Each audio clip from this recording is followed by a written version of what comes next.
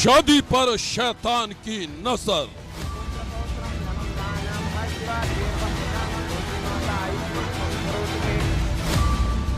सात फेरों के बाद खूनी कांड।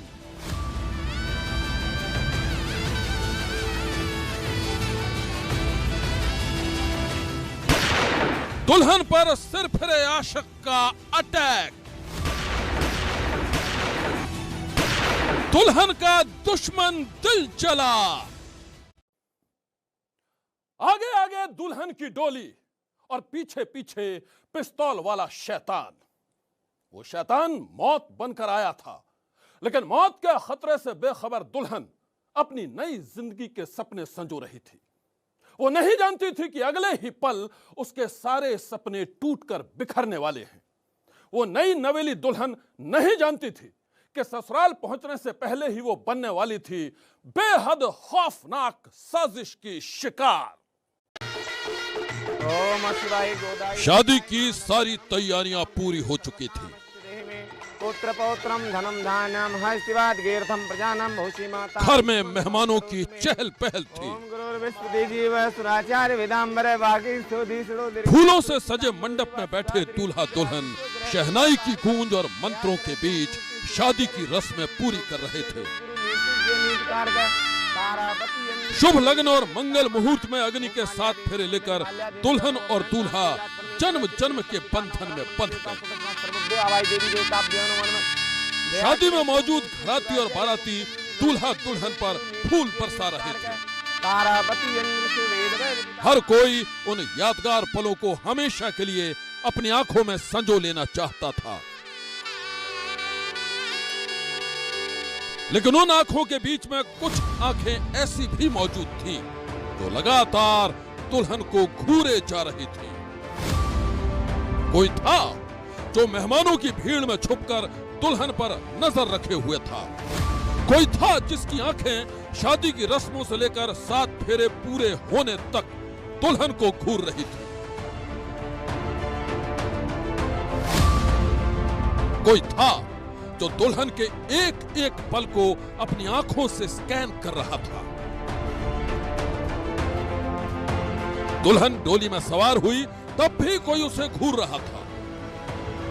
नई नवेली दुल्हन जब डोली में बैठकर बाबुल की दहलीज से विदा हुई तब भी वो आंखें उसका पीछा कर रही थी।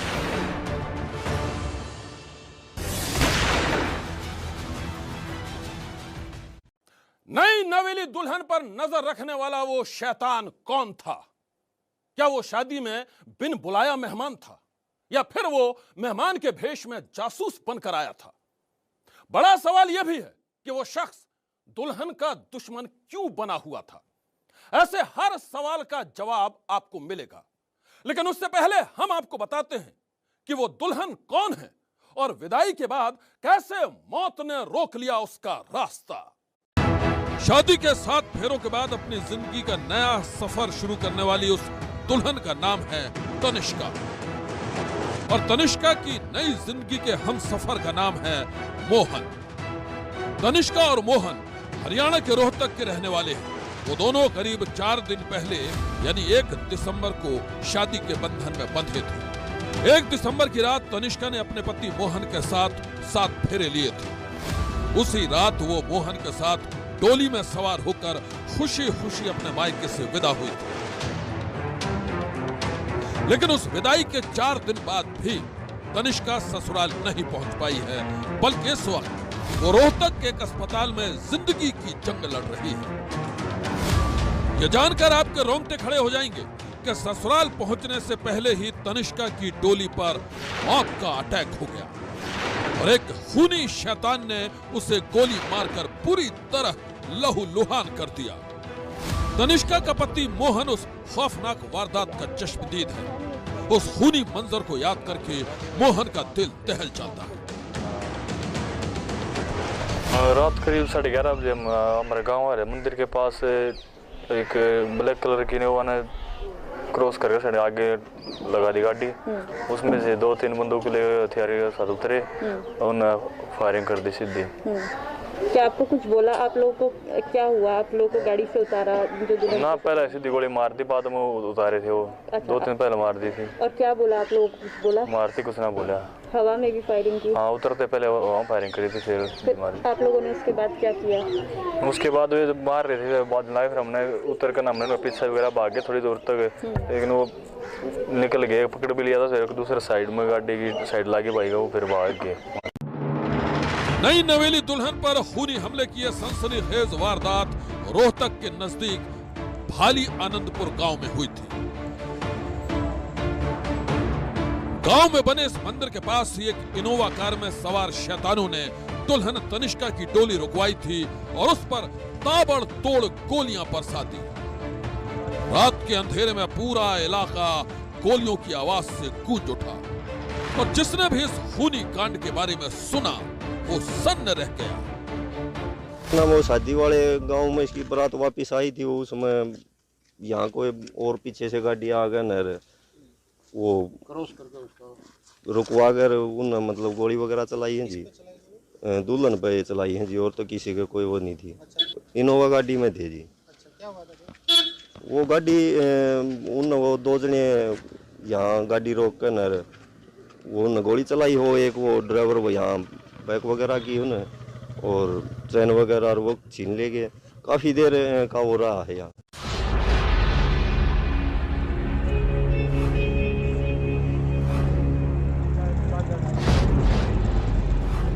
रोहतक के भाली आनंदपुर गांव में हर किसी के जुबान पर उस खूनी कांड के चर्चे हैं। वही दूल्हे मोहन के घर में मातम पसरा हुआ है। दुल्हन तनिष्का इसी घर में बहू बनकर आने वाली थी।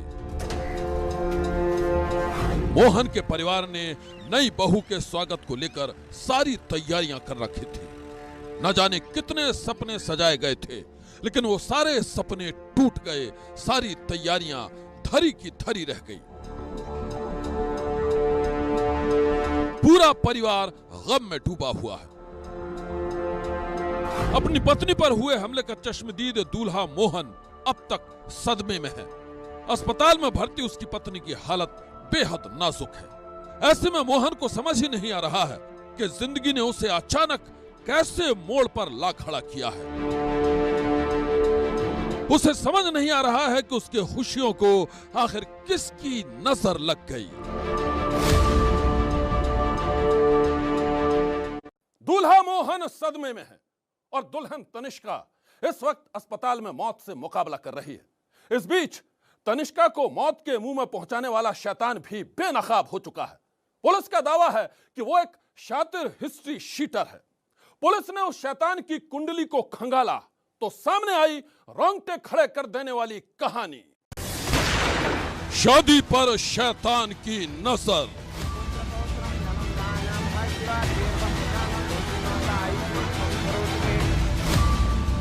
सात फेरों के बाद खूनी कांड।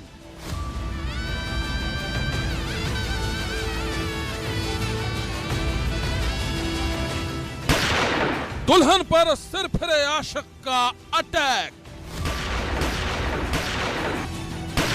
दुल्हन का दुश्मन दिल जला।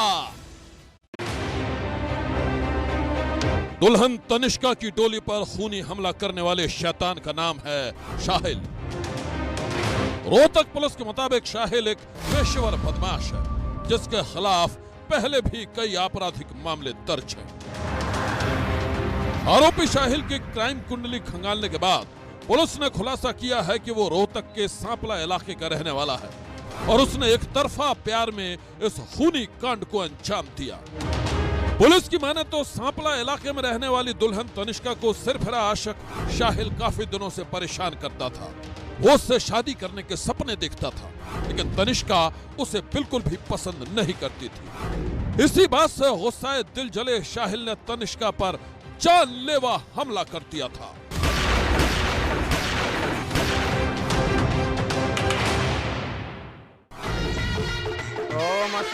रोहतक पुलिस की माने तो दिल जले आशिक शाहिल को जब से पता चला था कि तनिष्का की शादी तय हो गई है, वो तभी से उसके मर्डर की साजिश रच रहा था।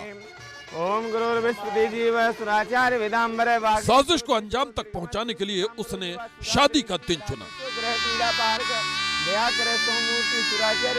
जांच के दौरान पता चला है कि शाहिल ने अपने कुछ दोस्तों को तनिष्का की शादी में भेज दिया था ताकि उसे शादी के बारे में एक एक अपडेट के बारे में पता चलता रहे। शाहिल की प्लानिंग के मुताबिक है उसके दोस्त उसे पल पल की खबर देते रहे और जब उस दिलजले को दुल्हन तनिष्का की विदाई की खबर मिली तो उसने अपनी साजिश का आखिरी दांव चल दिया। वो मेरी नहीं हो सकी तो किसी की भी नहीं होने दूंगा। एक तरफा इश्क की आग में जल रहे शाहिल ने कुछ इसी अंदाज में तनिष्का से बदला लेने की ठानी थी। आरोप है कि उस शैतान ने तनिष्का को खत्म करने का ही फैसला कर लिया था और इसके लिए उसने बाकायदा प्लानिंग भी की थी। तनिष्का की हत्या को अंजाम देने के लिए उसने एक गाड़ी छीनी और हथियारों के साथ दुल्हन की गाड़ी का पीछा करने लगा।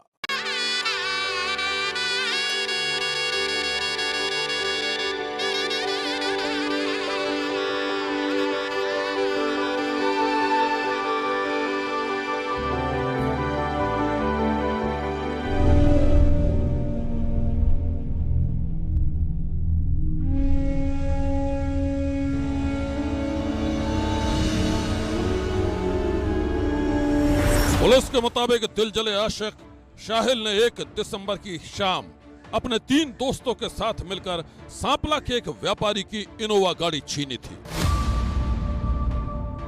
उस इनोवा गाड़ी का नंबर था HR 69A 6848।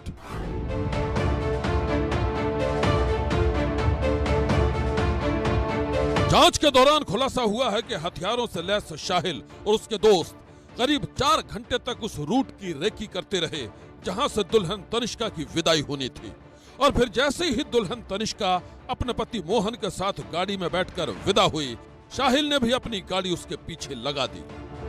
आप ये जानकर हैरान रह जाएंगे कि सिरफिरे आशिक शाहिल ने करीब 40 किलोमीटर तक तनिष्का का पीछा किया और ससुराल पहुंचने से पहले ही दूल्हे की गाड़ी को ओवरटेक करके रुकवा लिया।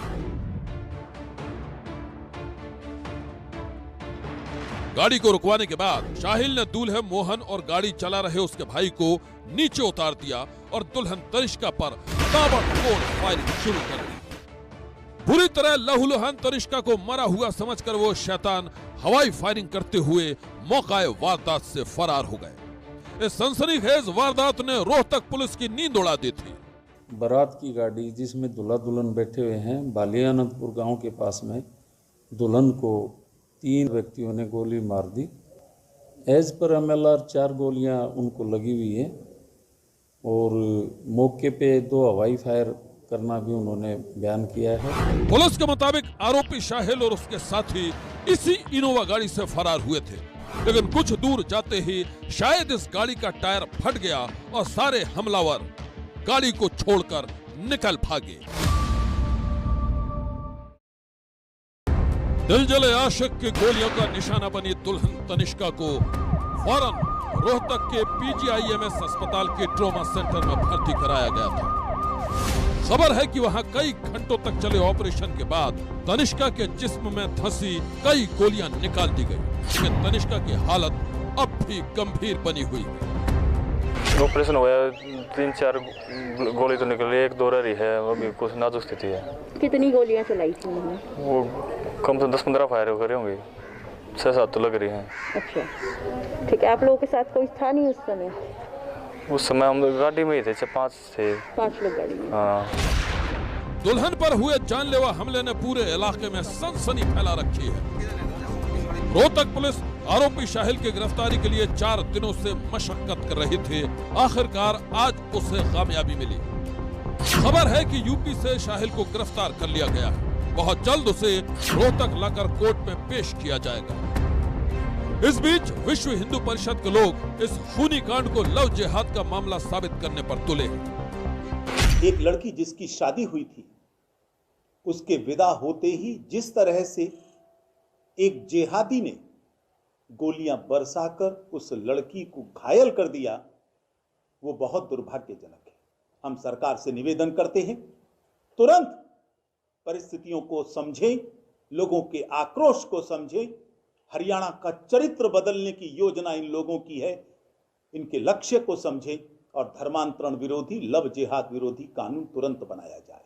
तो इस तरह का जो नेटवर्क है, उसका किंग पिन कौन है उसका सरगना, उसकी भी जानकारी हमें चाहिए, वरना समाज का आक्रोश बढ़ता चला जाएगा, जो किसी भी दृष्टि से उचित नहीं है। विश्व हिंदू परिषद के राष्ट्रीय प्रवक्ता ने दलील दी है कि हमलावर शाहिल ने अलग मजहब होने की वजह से तनिष्का को गोली का निशाना बनाया है। इस तरह के मामलों पर रोक लगाए जाने की सख्त जरूरत है। उधर रोहतक पुलिस का दावा है कि आरोपी शाहिल से पूछताछ के बाद ही इस सनसनीखेज मामले का पूरा सच सामने आ पाएगा। सनसनी के लिए ब्यूरो रिपोर्ट। एक तरफा प्यार में खूनी कांड की यह दास्तान यकीनन बेहद डरावनी है। यह प्यार नहीं बल्कि गुनाह है। यह एक खूनी जुनून है जिसने एक दुल्हन को नई जिंदगी शुरू होने से पहले ही मौत के मुंह में पहुंचा दिया है। उस दिलजले आशिक को आज नहीं तो कल उसके खौफनाक गुनाह की सजा जरूर मिलेगी, क्योंकि उसकी गोलियों से छलनी दुल्हन एक एक सांस की मोहताज हो गई है। उस शैतान ने दो घरों की खुशियों को हमेशा के लिए लगा दिया है ग्रहण। आज की सनसनी में बस इतना ही। आप रहिएगा होशियार, सन्नाटे को चीरती सनसनी कल फिर देगी दस्तक आपकी दहलीज पर।